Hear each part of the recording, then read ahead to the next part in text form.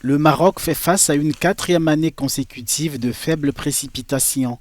Conséquence, le taux de remplissage moyen national de grands barrages dans le pays n'était que de 29,2% jusqu'à la mi-juillet, contre 45,2% dans la même période l'année dernière. Cette année, il y a eu la sécheresse. Il n'y a pas eu de production agricole, l'eau faisant défaut. Les quantités disponibles sont très insuffisantes. Pas facile de travailler. La faible pluviométrie n'est pas l'unique épine dans les pieds des agriculteurs marocains. Ils subissent aussi les affres de l'inflation. Les prix des aliments pour animaux et des engrais ont doublé. Et quand nous demandons les raisons, on nous parle de l'augmentation des prix du carburant. Le kilo d'engrais est passé de 3,5 dirhams à 6 dirhams. Les vendeurs d'aliments pour animaux avancent les mêmes raisons. Nous ne pouvons plus tolérer cette situation.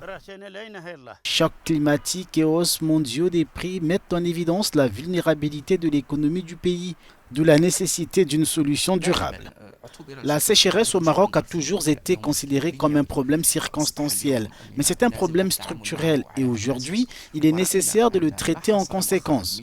Nous avons vu ce qui s'est passé récemment en termes de stress hydrique, ainsi que la courbe négative du marché international du blé.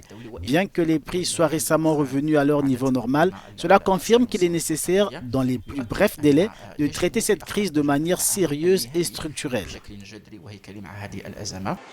Pendant ce temps, selon l'agence de planification du royaume chérifien, l'inflation a atteint 7,2% en juin, l'un des niveaux les plus élevés depuis 2008.